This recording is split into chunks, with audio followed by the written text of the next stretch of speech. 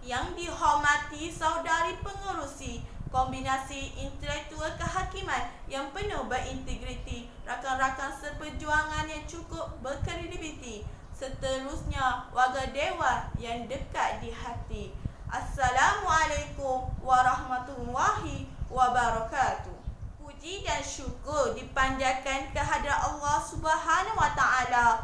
Dengan rahmatnya kita dipertemukan dalam majlis pada hari ini. Selawat dan salam buat junjungan mulia Nabi Muhammad sallallahu alaihi wasallam, kaum keluarga dan sahabat baginda. Sebelum bibir memulakan berbicara, sebelum kaki mengatur langkah, izinkan saya mengucapkan terima kasih kepada pihak penganjuran dan hadirin kerana sudi memberi peluang kepada saya untuk menyampaikan sepatah dua kata dalam pidato sempena Hari Kanak-kanak Sedunia yang diadakan pada 1 Jun setiap tahun. Tuan-tuan dan puan-puan yang dimuliakan, pidato yang akan saya sampaikan pada hari ini akan membincangkan satu tajuk yang agak sejeniskan dengan situasi dan realiti semua masyarakat kita hari ini, terutamanya di negara Malaysia yang kita kasihi ini, iaitu penderaan kanak-kanak kita perlu hentikan. Tajuk ini amat bersesuaian dengan sambutan Hari Kanak-kanak Sedunia yang diadakan setiap tahun dengan hasrat untuk memberi kesedaran kepada masyarakat tentang kepentingan menjaga dan memelihara hak kanak-kanak yang dianugerahkan oleh Allah Subhanahu wa taala kepada umat manusia. Hadirin yang dirahmati Allah sekalian, penderaan semakin berluasa seiring dengan pertambahan penduduk dan kepesatan pembangunan negara. Pada tahun 1985, hanya 72 kes penderaan dilaporkan, tetapi meningkat menjadi 117 kes pada tahun 1995. Penderaan adalah perbuatan mencederakan atau menimbulkan tekanan oleh seseorang dewasa kepada kanak-kanak, sama ada dalam bentuk fizikal, seksual, emosi, perasaan dan pengabaian serta penderaan sistem. Penderaan sistem dikatakan berlaku apabila kanak-kanak terdedah kepada penderaan akibat prosedur sesuatu sistem yang sepatutnya melindungi kanak-kanak tetapi bertindak sebaliknya. Contohnya, sistem yang merangkumi anggota masyarakat seperti keluarga, jiran, golongan profesional seperti doktor, guru, polis, pekerja sosial dan sebagainya yang tidak peka dan tidak bersedia menangani kes penderaan yang dikasihi dan diberkati Allah sekalian. Penderaan ini berlaku berpunca dari pelbagai aspek yang perlu kita ketahui supaya kita menyedari dan berusaha untuk atasinya. Antaranya masalah keretakan keluarga. Hal ini dikatakan demikian kerana masalah ini berlaku apabila ibu bapa bercerai atau ibu bapa kematian pasangan, ditinggalkan ibu bapa atau sebagainya. Tekanan hidup akan diarahkan kepada kanak-kanak dengan penderaan fizikal atau mental atau kedua-duanya sekali. Selain itu, ibu bapa penyakit dadah atau pemabuk juga merupakan salah satu punca penderaan. Hal ini kerana kanak-kanak menjadi masa penderaan semasa ibu bapa mereka dalam keadaan tidak waras telah mengambil dadah atau arak. Kekurangan uang untuk menuntut ketagihan menyebabkan kanak-kanak diarahkan bekerja atau mengemis semasa usia masih kecil lagi. Seterusnya, kemiskinan keluarga. Saya berkata sedemikian kerana keciciran dalam ekonomi dan sosial menyebabkan mereka terpaksa menghabiskan masa di luar rumah untuk mengekalkan ekonomi. Tekanan hidup ditambahkan pula dengan tekanan perasaan disebabkan masalah rumah tangga, pergaduhan suami isteri, kenakalan anak-anak menyebabkan penderaan ke atas kanak-kanak sebagai saluran bagi sesetengah orang dewasa untuk melepaskan tekanan dan perasaan. Bukti menunjukkan bahawa kebanyakan kes penderaan yang berlaku melibatkan keluarga yang mempunyai pendapatan yang kurang daripada 600 sebulan. Di samping itu, ibu bapa yang tidak mahu anak atau kelahiran anak tanpa dirancang. Keadaan ini menyebabkan anak diserahkan kepada orang lain atau ibu bapa menganggap anak-anak sebagai beban dalam kehidupan. Akibatnya, kanak-kanak akan dipersalahkan dan didera apabila timbul sesuatu masalah.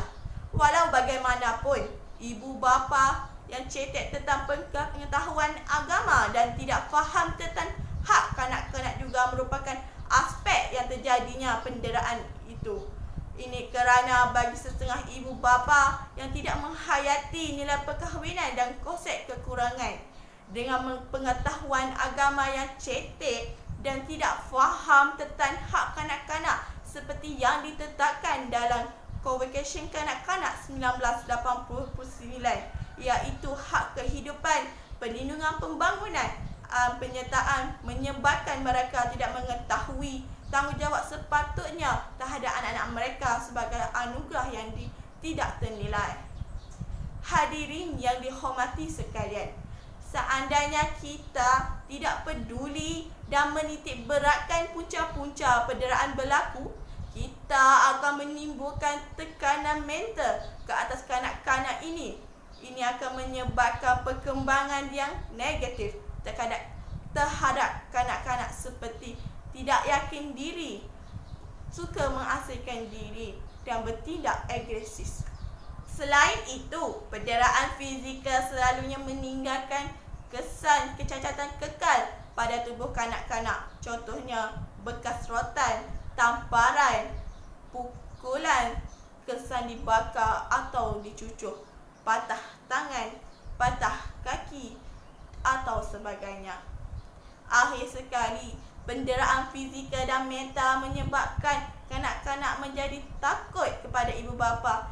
Bukan itu saja, kanak-kanak juga mungkin akan takut meluahkan masalah kepada orang tua mereka. Dalam kebanyakan kes, penderaan kanak-kanak dilakukan oleh anggota keluarga yang terdekat seperti ibu bapa, adik-beradik tiri, serta saudara, jiran, teman lelaki ibu atau sebagainya. Hadirin yang dimuliakan Allah Subhanahu Wa Taala, kita seharusnya prihatin dan berkasih sayang terhadap kanak-kanak. Dalam Islam juga kita disarankan berkasih sayang terhadap sesama manusia, flora dan fauna. Termasuklah juga kasih sayang ibu bapa kepada anak-anak mereka.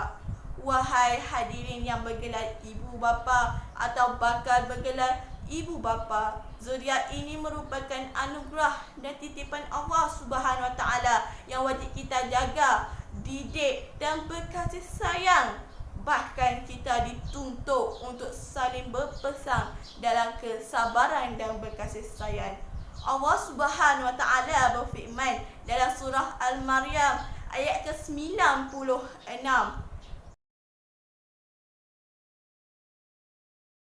Innal ladzina amanu wa amilus salihat sayaj'alu lahum rahmanu waddan, yang bermaksud sesungguhnya orang-orang yang beriman dan beramal soleh, Allah Subhanahu Taala yang akan melimpahkan rahmatnya dan akan menanamkan ke dalam hati mereka yang berkasih sayang.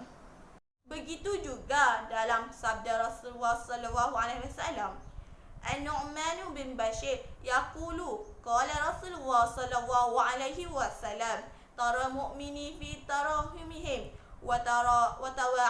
وتوادهم وتعاطمهم كمثل الجسد إذا استشكى العضو تداعى له سائر جسده بالسهر وهما.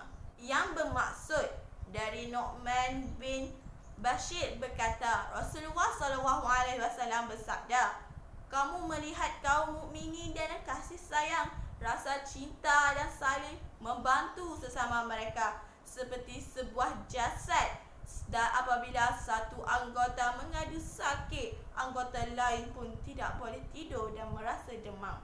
Selain itu juga Rasulullah SAW juga bersabda, sesungguhnya Abu Hurairah radhiyallahu anhu berkata, Rasulullah SAW pernah mencium Al-Hasan bin Ali sedangkan di sisi baginda Al-Aqra bin Habis Al-Tamimi sedang duduk.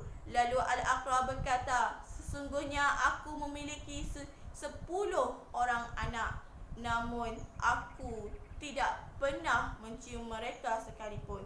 Maka Rasulullah SAW memandang ke arahnya dan bersabda, barang siapa tidak mengasihi, maka ia tidak akan dikasihi. Hadis ini menjelaskan tentang bagaimana seharusnya seorang Muslim yang menghormati dan mengasihi orang lain sesuai dengan usia atau kedudukan yang dimilikinya. Islam juga sangat memperhatikan perlunya kasih sayang dan kecintaan ibu bapa kepada anak-anak mereka. Hadirin yang dikasihi dan dimuliakan, maka kita perlulah berkasih sayang dan mengambil langkah-langkah untuk mengatasi masalah penderaan kanak-kanak. Saya akan kongsikan 6 langkah. Antaranya, yang pertama, ibu bapa yang disahkan mendera anak-anak mereka wajib mengikuti kursus kemahiran keibubapaan ataupun sesi konseling untuk membantu ibu bapa menangani masalah kanak-kanak. Yang kedua, Jabatan Kebajikan Masyarakat harus menggiatkan kesedaran kepada ibu bapa tentang penjagaan yang baik dan bagaimana mengatasi masalah dan tidak memukul atau berkasar dengan anak-anak mereka melalui sesi konseling dan bengkel keibubapaan. Yang ketiga, masyarakat harus mempunyai kesedaran dan sentiasa mengambil berat tentang penderaan kanak-kanak. Semangat kejiranan harus dipupuk seperti tolong-menolong dan melaporkan penderaan mereka yang mereka lihat ataupun mereka syak. Yang keempat, penguatkuasaan undang-undang bagi ibu bapa atau sesiapa sahaja yang mendera kanak-kanak wajar didakwa. Akta Perlindungan Kanak-kanak 1991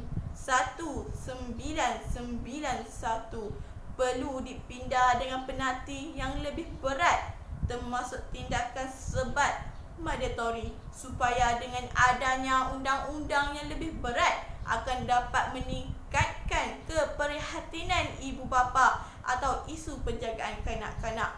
Yang kelima, adakan kempen dan ceramah berkaitan dengan penjagaan kanak-kanak akan meningkatkan kefahaman golongan yang berkenaan agar dapat melibat dan mentaksir erti kehidupan melalui perspektif yang lebih positif agar dapat menghargai kehadiran anak-anak dalam kehidupan mereka. Yang keenam, penerapan nilai agama perlu kita lakukan melalui kursus-kursus pra dan pasca perkahwinan supaya kita mampu menerapkan kesedaran ibu bapa tentang tanggungjawab mereka agar dapat menghargai anugerah Tuhan dan menunjukkan kasih sayang mereka terhadap kanak-kanak. Hadirin yang dihormati dan dikasihi sekalian, berdasarkan perbincangan dari awal hingga akhir, kita boleh simpulkan bahawa perbuatan penderaan kanak-kanak adalah perbuatan yang terkutuk. Sudah tiba masanya tindakan berat diambil ke atas pendera untuk memastikan kes penderaan dapat dikurangkan atau dibantah sama sekali. Sebelum saya mengakhiri pidato saya ingin berpesan dan menyeru kepada hadirin sekalian bahawa kita mestilah bersatu padu untuk hentikan penderaan kanak-kanak. Dan saya berharap pidato yang saya sampaikan ini dapat menyedarkan kita tentang tanggungjawab yang perlu kita lakukan sebagai umat Islam dan masyarakat yang prihatin terhadap ketidakadilan. Jika bukan kita, siapa lagi yang harus perjuangkan dan sedarkan masyarakat yang tidak bertanggungjawab? Dengan itu, saya berharap kita lakukan tanggungjawab masing-masing. Insya-Allah, kita dapat membanteras penderaan kanak-kanak.